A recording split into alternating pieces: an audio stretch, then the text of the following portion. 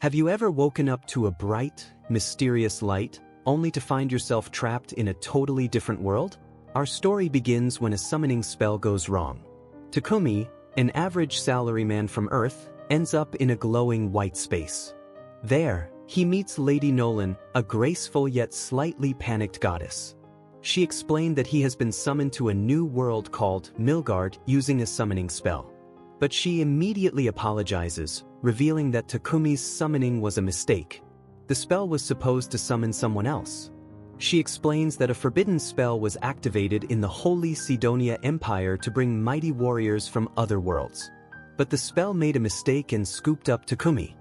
This mismatch could have caused severe damage to Milgard itself, which is why the spell had been forbidden in the first place. Lady Nolan adds that she attempted to intervene when the spell activated but was too late. While the actual targets of the spell arrived in the Holy Sidonia Empire, Takumi demands to be sent back to his original world, but Lady Nolan regretfully informs him that this is no longer possible. His body has already been altered to exist in Milgard. Now, he only exists in the form of soul and she can't send him back to Earth. Instead, Lady Nolan offers to help him start over in Milgard, providing her blessing as a form of support. While Takumi is hesitant, Lady Nolan tries to excite him by comparing the situation to games, novels, and anime he might be familiar with. She encourages him to explore the idea of having a fresh start in a fantasy world. Lady Nolan explains to Takumi the various job roles in Milgard, ranging from combat-oriented professions and production-based roles such as blacksmith, alchemist, herbalist, and carpenter. She emphasizes that jobs grow and evolve with skill use, allowing individuals to specialize further. Takumi, uncomfortable with confrontation, leans toward choosing a production job despite Lady Nolan teasing him for his boring choice. To support his decision, she grants him a special crafting spell, equipping him for success in his new path. Before he can fully process this, Nolan sends the spell directly into him, leaving him startled but ready to start his life in Milgard as a craftsman rather than a warrior. Upon arriving Milgard, Takumi starts testing his newfound abilities. He experiments with magic, casting spells like Water Ball, Wind Cutter, and Rock Ball. Each spell works exactly as described, confirming that magic is real in this world. He discovers high-quality wood called Trentwood, which can be used for crafting magical staves and spear shafts. While exploring the dense forest for resources, a massive horned rabbit is attacking a young girl. Using his new skills and a sprinkle of bravery, Takumi takes down the creature. Victory! Molly is amazed and thanks him profusely. She explains that she had wandered too far while gathering herbs and got lost. Relieved to be safe, Molly suggests taking the rabbit's carcass back to her village, explaining its meat is a rare delicacy. Takumi agrees, using his item box skill to store the rabbit, impressing Molly with his magical abilities. Molly leads Takumi to her home, a quaint place called Board Village. While Takumi adjusts to life in Milgard, the summoned heroes arrive in the Holy Sidonia Empire. In a grand hall, Elizabeth, the first empress, welcomes them, claiming they were summoned to save the world from impending doom. Her vague explanations leave the group uneasy, especially after Akane demands answers. Despite Elizabeth's calm reassurances, the heroes sense something isn't right, setting the stage for a perilous journey filled with doubt and danger. Meanwhile, Takumi reaches the village with Molly, where her parents express their gratitude for saving her. Takumi asks if he can stay in the village for a while, and they gladly accept him. Molly's parents introduce Takumi to the local blacksmith, who tells him about the village's surroundings. The forests are rich with medicinal herbs, and there's also a natural mine nearby, making the village an excellent spot for craftsmen. Takumi is excited to hear this. However, Molly's parents mention that there is no inn in the village for him to stay in. The blacksmith insists they can build him a house quickly. The villagers gather and take Takumi to a vacant lot. Using his earth magic, he flattens the ground, which consumes most of his mana and gives him a migraine. The villagers are amazed by his magical abilities, as magic users are quite rare. They work together to build him a house, and Takumi, despite his exhaustion, uses his carpentry and blacksmithing skills to create furniture for himself. Once his house is complete, Takumi fiddles with his status window and changes his job from a warrior to an alchemist. With his new role as an alchemist, Takumi focuses on the ores. He has copper, iron, and silver ores, along with magic iron or that can store mana. Takumi begins removing impurities from the ores using magic. He doesn't need a furnace or traditional tools. His magic does the work of refining the metals. However, this process consumes a significant amount of mana. Takumi's excitement keeps him going, but he eventually overuses his mana and collapses from exhaustion. Molly comes to check on him and finds him passed out on the floor. She calls her parents, who scold Takumi for overexerting himself. They give him a mana-restoring potion.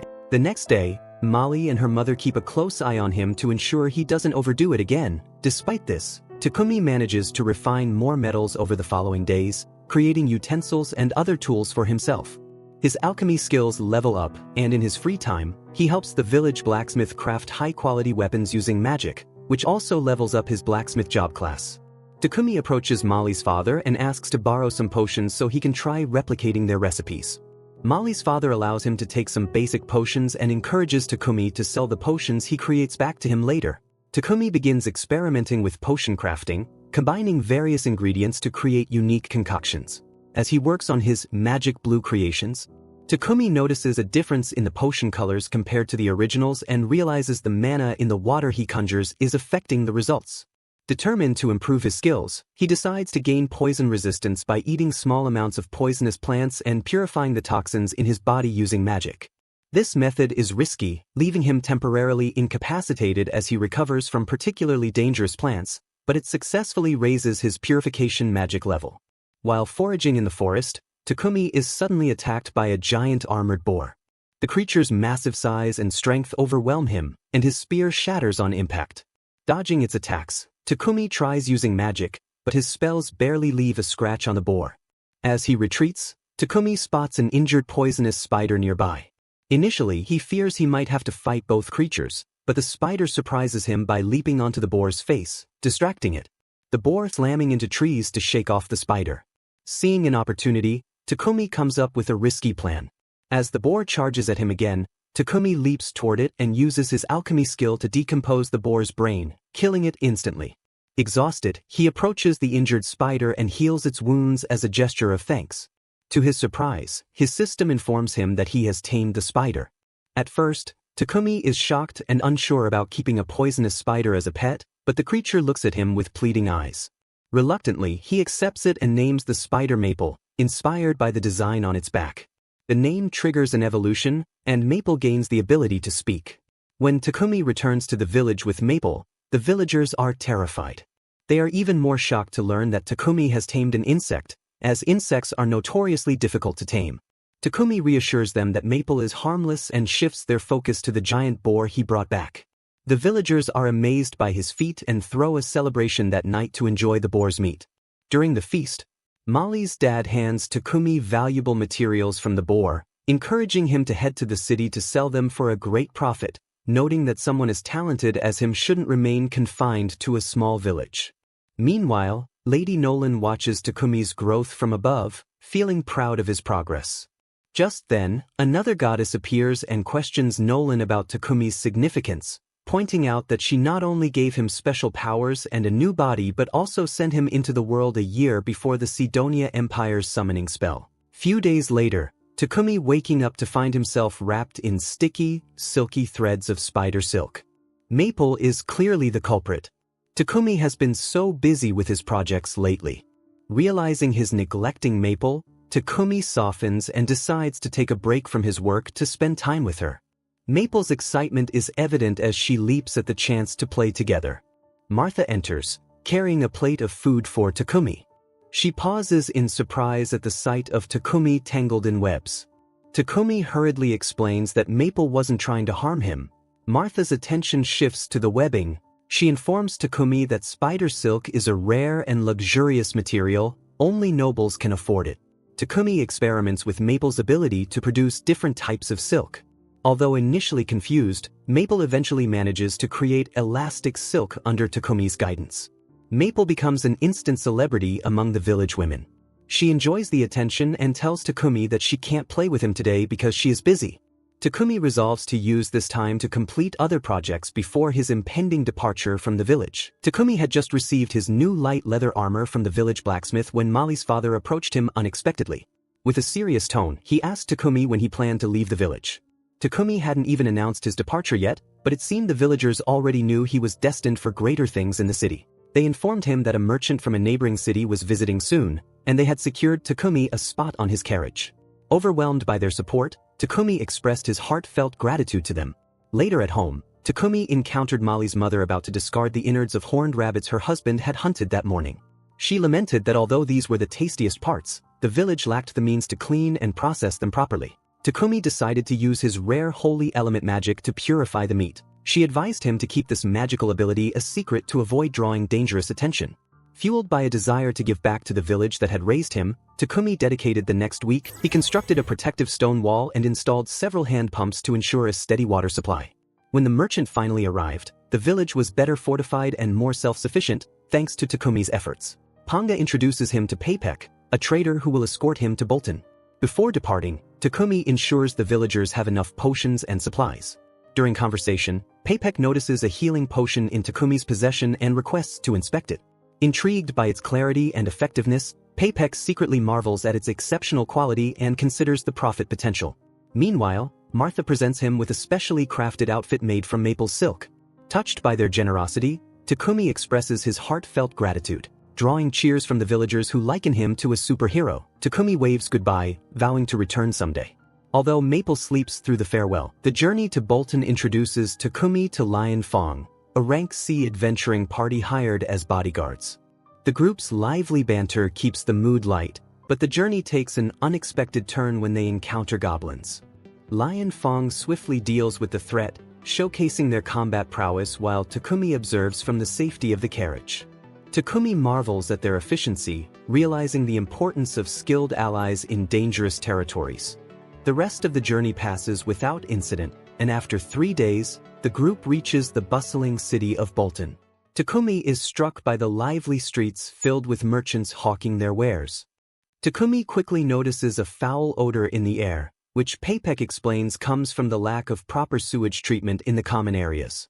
Nobles use magical purification devices, leaving the rest of the city to deal with untreated waste. Takumi's first destination in Bolton is the Adventurers Guild. He registers himself and Maple, officially joining the guild. The receptionist, Hans, explains the process and emphasizes the importance of completing at least one quest a month to maintain active membership. Takumi agrees. Scene transitions to Paypek's office, where we find Paypek discussing the price of the potion with Takumi. Paypek offers Takumi 10 silver coins for each healing and stamina potion, and 50 for mana potions. Takumi is surprised by the high value, equivalent to millions of yen. Paypek admits the offer is slightly below market due to Takumi's unknown status. Takumi agrees, seeing a potential successful partnership. Paypek suggests Takumi get a home with a workshop to enhance his production. Paypek's servant shows Takumi a spacious mansion with a storehouse, ideal for crafting. Despite its grandeur, it rents for only 1 gold and 50 silver coins monthly. Convinced of its value, Takumi decides to establish his new base of operations there. Eager to prove his worth, Takumi tackles Bolton's sanitation issues with using his earth, water, and light magic by creating a prototype toilet featuring a purification system that efficiently breaks down waste and reuses water. Impressed, Paypek sees its potential and orders 100 units to enhance city living. Takumi agrees. After the deal is done, Paypek advises Takumi that he needs extra hands and suggests taking in a slave instead of hiring workers. Takumi is taken aback by this, but Paypek explains that possessing holy magic makes him a target. The church scoops up such magic users to exploit their abilities for profit. Keeping Takumi's powers hidden is crucial. Although Takumi understands the danger, he is reluctant to hire a slave, as he wants to maintain his ethical standards. However, Paypek convinces him that it's a practical solution, and reluctantly, Takumi agrees to visit a reputable slave trader. While Paypek handles the arrangements inside, Takumi decides to explore the serene garden nearby. As he wanders, he locks eyes with a striking elf girl. Her cold demeanor surprises him when she abruptly tells him to go home. Confused, Takumi tries to understand, but she insists that this place is no environment for someone so innocent, urging him to return to safer grounds. Inside, the owner of the trading company, Mullen, introduces herself to Takumi. Peepak explains that Takumi is hesitant about forming a slave contract, which Mullen understands. She explains that in the kingdom of Barkula, things are different. Here, slave rights are protected, and the rules are clear. Owners must provide food, clothing, and shelter to their slaves, and both parties are forbidden from causing harm to one another. Additional actions not outlined in the contract are also prohibited. Slaves, on the other hand, cannot share information about their owners with others. This system is a stark contrast to what Takumi expected. Mullen further explains that there are various types of contracts. Those who become slaves to repay debts, criminals who choose slavery as a form of reform, and prisoners of war who can earn a place to live through a contract. There are also unfortunate cases where people are forced into slavery by bandits, which is illegal. Peepak suggests that Takumi might prefer a war slave, as their terms include that they cannot be freed without their master's permission. Mullen is curious about Takumi's reasons, and Peepak shares that Takumi is a skilled and talented producer who needs to focus on his work. Takumi is also required to complete quests for the Adventurers Guild and is struggling to manage his daily affairs. Takumi explains that he needs someone to manage his mansion and handle all the housework, as he has many confidential skills and often needs to venture into dangerous areas to gather materials.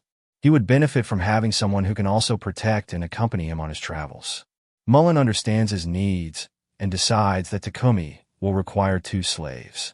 She introduces a girl named Maria, who was kidnapped by bandits as a young child and has no family left.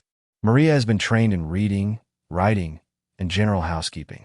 Takumi describes his mansion, and Maria confidently states she can manage the household by herself.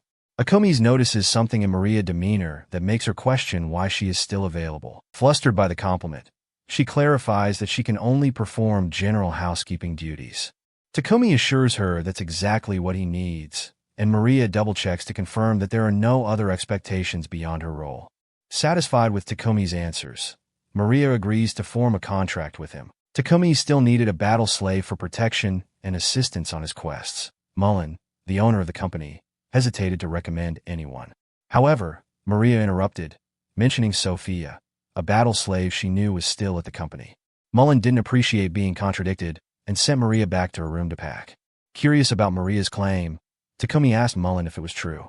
Mullen admitted that Sophia was indeed there, but quickly added that she didn't think Sophia would be suitable for Takumi due to her various issues. Despite Mullen's reluctance, Takumi insisted on meeting Sophia to see for himself. When Takumi and Mullen reached Sophia's room, Sophia was surprised to recognize Takumi as the boy from the garden earlier. Mullen then shared Sophia's background. She was captured more than 50 years ago during a conflict between the Kingdom of Triera and the Kingdom of Yugur, an elf nation. Elves, explained Mullen, naturally live long lives, which is why Sophia looked so youthful despite her age. Mullen also revealed Sophia's physical challenges. She had a noticeable scar on her ears, and her right hand and left leg were impaired, which hindered her mobility. Additionally, Sophia had lost her ability to use elemental magic, a trait elves are known for, likely due to a curse. Given these conditions, Mullen doubted Sophia's suitability as a battle slave. Still, Takumi wanted to assess the situation himself. He asked for a moment alone with Sophia. Once they were alone, he gently took her face in his hands and looked in her eyes, checking her status without her explicit permission, a method he wasn't fond of but felt necessary. To his surprise, Sophia's attributes were exceptional. Despite her physical limitations and the curse, her underlying potential was outstanding. Convinced of her capabilities, Takumi decided he wanted to help Sophia overcome her challenges. He believed that if the curse could be lifted, she would be an invaluable ally. When Mullen returned, Takumi informed her of his decision to take Sophia under his care. Sophia was hesitant, reminding him of all her flaws, but Takumi reassured her that he was determined to address these issues. Mullen, intrigued by Takumi's confidence and resolve, agreed to finalize the arrangements. Soon after, Mullen prepared the contracts. She used magic to formally bind Takumi, Maria, and Sophia to the agreed terms. With the contracts executed, Maria and Sophia officially became Takumi's slaves. Both expressed their gratitude to Takumi. Maria promised to diligently handle the household tasks, and Sophia vowed to strive to meet his expectations as well. Thus, with determination and new responsibilities, Takumi set out to ensure that both Maria and Sophia could lead better lives while aiding him in his quests and daily affairs. Takumi brought Maria and Sophia to his home, where they were greeted by an unexpected sight, a spider named Maple, which Takumi revealed was his pet. The girls were initially shocked, having never heard of someone keeping a deadly spider as a pet. Their surprise grew when Takumi showed them that they would each have their own room and shared access to a large bath. He explained that a magical device kept the water perpetually clean, so it didn't matter who bathed first. When both the girls were taking bath, Maria expressed her surprise that Mullen had agreed to release Sophia. Normally, Mullen had declined all offers for Sophia, wanting to keep her, but she had made an exception for Takumi. Maria was thrilled for both herself and Sophia, though Sophia harbored concerns. She had noticed that many details, like Takumi's birthplace and lineage, were missing from the contract, hinting that he might be hiding his true identity, which made her uneasy. Later that day, Maria was upset to find Takumi cooking dinner, feeling she should be performing all household duties. Takumi apologized, explaining he only wanted to help since it was her first day. He promised she could take over the chores the next day. Sophia mentioned it was typically considered rude for slaves to eat with their master, but Takumi dismissed the formality, inviting them to join him for meals and insisting they not call him master. Meanwhile, Paypack at the trading company handed over some items Takumi had ordered, which were wrapped carefully due to their delicate nature. On his way home, Takumi noticed a church he hadn't seen before and went inside, finding a statue of the goddess Nolan, who had brought him to this world. Curious about why Nolan had badmouthed Sidonia when she first summoned him, Nolan appeared to explain herself. Nolan clarified that there are two religions in this world, the Church of Creation, which has always worshipped her, and the Church of Divine Light, a later creation promoting a god that Nolan claims doesn't exist. She detailed how the Holy Empire of Sidonia used force to spread the influence of the Church of Divine Light, opposing the Church of Creation. Nolan, disinterested in human conflicts, had allowed Sidonia to use their otherworld as summoning spell, which accidentally brought Takumi to this world. Nolan admitted she disliked bringing up old mistakes, but explained that she had given Takumi a super blessing which would last indefinitely. However, she warned him that as he expanded his influence, the protective aspects of the blessing would diminish. The initial help that made his life easier, meeting friendly people and visiting safe places, would fade, and he'd start facing more challenges and encountering people with malicious intent. Realizing his journey was about to get tougher, Takumi accepted Nolan's warning with resolve. He knew that from now on, things wouldn't be as easy, but he felt prepared to face whatever came his way. 1 year into the future in the Holy Empire of Sidonia, the king learns that the 3 heroes they summoned are training hard. It was a big effort to summon them, so they need to be very strong. At first, the heroes were unsure, but Elizabeth convinced them to train. Outside, we see the summoned heroes practicing. Akira and Yamato are sparring with some trainers, but the trainers aren't impressed.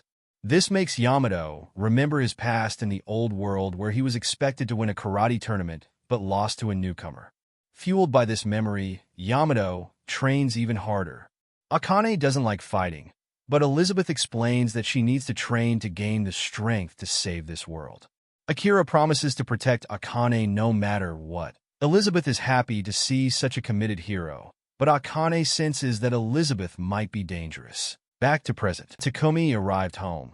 He hurriedly stashed a mysteriously wrapped package into his item box, raising Sophia's suspicions. Takumi announced he would be locking himself in his workshop for a few hours. This did little to calm Sophia's growing concern, especially after glimpsing the magical wrapping on the package. Curiosity overwhelmed Sophia, and she stealthily approached Takumi's workshop to discover what he was doing. From outside, she heard him talking excitedly to himself, which sounded alarming to her. Peeking inside, she was horrified to see Takumi accidentally cut himself, though he quickly healed the wound with a magical cure. The strange scene confirmed her fears that something unusual was going on. Sophia burst into the workshop. She demanded to know Takumi's plans for Maria, threatening retaliation if he harmed her. Confused by her accusations, Takumi checked Sophia's condition with his abilities and discovered she was suffering from extreme exhaustion and a cursed hand injury. Opting to address her hand first, Takumi struggled to heal the light wound due to the curse, but managed to alleviate it and even gain a level in his healing skills. As he worked, Maria explained to Takumi that Sophia's long-standing exhaustion worsened with physical activity, likely due to the curse. Encouraged, Takumi used a combination of his dispel and extra heal skills, successfully curing not only her hand, but also her previously severed ear. Awakening refreshed and alarmed, Sophia urged Maria to flee from their supposedly psychotic master. However, Maria reassured her, showing Sophia her now-healed ear and revealing that Takumi had completely cured her. Sophia's fear turned to astonishment as she felt her magic powers returning. Sophia sought Takumi to understand his earlier actions. He explained that his odd behavior in the workshop was part of an effort to level up his healing abilities, including the self-inflicted wounds healed with a potion made from a toxic herb provided by Paypek, were all to increase his skill level sufficiently to break her curse.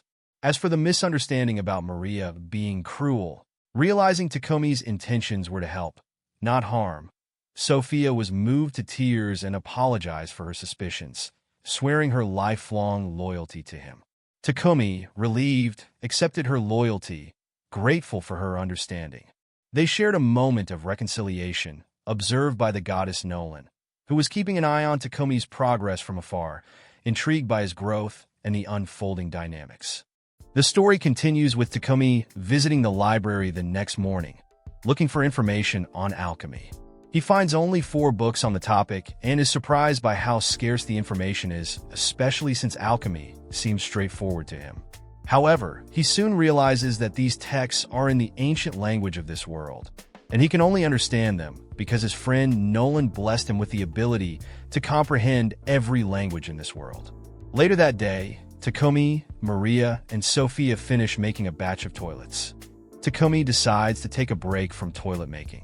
Maria asks him about his plans, and Takumi shares that he wants to go on journeys to find new alchemy ingredients and explore the unique sights and ruins of the world. He intends to take Sophia as his bodyguard and asks Maria to stay and look after the house. Maria isn't happy about being left behind, as it would make her feel lonely. She pleads with Takumi to let her come along. Before making a decision, Takumi checks Maria's abilities by using a magical appraisal. To his surprise, Maria has strong abilities. She's not the strongest, but she can definitely defend herself. Convinced by her capabilities, Takumi agrees to take her along as long as she feels prepared for the journey. Sophia offers to train both Takumi and Maria in magic and combat to ensure they are ready for any threats they might encounter. Takumi likes this plan and asks Sophia to start their training. As they prepare for the expedition, Takumi starts making weapons for the group. Sophia quickly lists off a variety of weapons she would like, being an experienced warrior. Maria, who has only basic training with a short sword, suggests a set of battle knives would be sufficient for her. However, Sophia points out that knives would put Maria at a disadvantage due to their limited reach. She recommends a spear for Maria and offers to teach her the basics. While Sophia trains Maria, Takumi begins crafting the blades for the weapons. This task uses up a lot of his magical energy, so he drinks a mana potion to recover. The final step in making the weapons involves Takumi enchanting the blades with attack and auto-repair properties to reduce the need for maintenance. Once he completes the blades, he moves on to crafting the handles. Since Maria chose battle knives, she will need sheaths for them. Imagining Maria equipped with knives strapped to her thighs nearly overwhelms Takumi. Moving on, Takumi decides to make armor for Maria and Sophia. Instead of asking them for their measurements, he uses life-size dolls he had previously created with his special appraisal skill. He keeps the reason for having these dolls to himself. For the armor, he plans to use maple silk and hide from an armored boar he had encountered. Since he's never made armor for others before, he lets his imagination run wild and experiments with various designs on the dolls. After several days of work and redesigns, Takumi presents the finished armor to Maria and Sophia. Both are impressed with how well it fits, almost as if it was tailored for them, despite Takumi never taking their actual measurements. Before they can question this too deeply, Takumi quickly changes the subject and asks what they think of the weapons he made. Sophia tries out the sword Takumi crafted, finding it perfect. Maria tests her battle knives and is equally pleased. Takumi then gives them magical rings to aid in their magic casting. Although Sophia and Maria feel guilty about how much work Takumi put into these, he reassures them that crafting the items helped him advance his ice and lightning magic skills, making the effort worthwhile. With the new equipment tested, the trio heads to the guild so Maria and Sophia can register as adventurers. It's their first time at the guild, and they are assigned the lowest rank, H. The receptionist reminds Takumi that he needs to complete at least one quest to maintain his adventurer status. Takumi checks the notice board, hoping to find an easy H or G rank quest, but Sophia suggests choosing a higher difficulty quest to increase his rank faster. While at the guild, a couple of higher-ranked adventurers overhear that Takumi is only H rank and decide to intimidate him, hoping to scare him away and harass Sophia and Maria. They taunt Takumi, saying he couldn't handle them and that they wouldn't mind beating him up just for fun. Maria is ready to confront them, but Takumi stops her, insisting on handling it himself. Although he's scared, he can't let his friends be disrespected. One of the bullies, a D-rank adventurer with a pot belly, tries to punch Takumi with full force. And surprisingly, it's the bully who ends up getting hurt. Suddenly, the guild master, Barak, arrives demanding to know what happened, as fighting is not allowed in the guild. At first, he suspects Takumi might be the instigator since he is unharmed while the other has a broken arm. However, Maria steps in and explains that Takumi did nothing wrong. The receptionist also supports their story, clarifying that Takumi merely took a punch to the face and defended himself without retaliating. This clears up the misunderstanding. After the incident at the guild master wants to understand how Takumi defended himself without getting hurt. Although Takumi is hesitant to share his skills, the guild master assures him that the information will remain confidential. Takumi then explains that he used his item box to pull out some charcoal, which he quickly transformed in a diamond to protect his upper body, explaining how he was able to break the other guy's fist. Impressed by Takumi's abilities, the guild master suggests promoting him to D rank immediately, but Takumi feels that he should earn his promotion by completing some challenging quests. With agreement from Sophia and Maria, they decide to take on a quest that involves exterminating goblins and collecting certain herbs in the forest. In the forest, Maple acts as their scout and spots 4 goblins. Sophia quickly takes out the first 2 with swift moves, while the remaining goblins are trapped by Maple's web and then taken down by Maria and Takumi. As they progress, they encounter a large number of goblins, nearly 100 in total, leading Sophia to suspect a nearby goblin encampment, which might include a powerful goblin general. Despite the potential danger, the group feels confident in their abilities to handle the situation, especially with Sophia's spirit magic, Maria's earth magic, and Takumi's elemental magic. However, just as they prepare for more battles, Maple announces she's about to evolve and can no longer participate in the fight. Takumi allows her to rest in a pocket dimension he creates, surprising everyone with his skill. With Maple out of the fight, the trio is left with less support than expected, but they continue on to the goblin camp. Sophia confirms there are about 400 goblins, but no humans, which gives them the freedom to use powerful magic without restraint.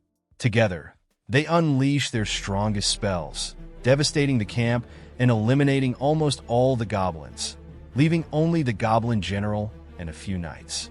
Sophia handles the knights, leaving Takumi to confront the goblin general. Instead of engaging in close combat, Takumi opts to use his magic to set the general on fire, quickly ending the fight. After confirming all the goblins are defeated, they collect magic stones and return to the guild, exhausted but successful. Back at the guild, Han, who can hardly believe their efficiency, invites them to the meeting room as the guild master wants to see them again, likely impressed with their performance. After the battle at the goblin camp, the guild master, Barak, is both impressed and upset with Takumi for taking such a risky action with just one party. Before he can scold Takumi, Maple emerges from the pocket dimension, having evolved into an arachne, which surprises and excites everyone. Seeing the unique capabilities of Takumi's party, Barack decides to overlook the reckless behavior. Back at home, Maria tells Takumi she needs some cloth to make underwear for herself and Sophia. Takumi, however, suggests he could design the underwear himself, as he has a better idea for it. Just then, Maple interrupts to inform Takumi that Peck has arrived to see him. Takumi meets with Peck, who delivers a message from Lord Marcus Godwin of Bolton, requesting a meeting with him. Although Takumi is hesitant, he can't refuse and goes to meet Lord Godwin. Fortunately, Godwin turns out to be quite reasonable. He thanks Takumi for the toilets he made, which have significantly improved town sanitation, and acknowledges Takumi's role in taking down the goblin camp, recognizing him as an asset to the nation. Godwin also warns Takumi to be cautious as the powerful Sidonia might target him in the future. A few days later, Takumi finishes making the underwear for Sophia and Maria, but it turns out to be more challenging than he expected, leaving him exhausted. Sophia and Maria are very appreciative and praise the design. Absent-mindedly, Takumi asks if they'd like to try them on right then so he can check the fit. Realizing what he just implied, he quickly leaves the room in embarrassment. Maria and Sophia are a bit disappointed as they were willing to try them on if he had stayed.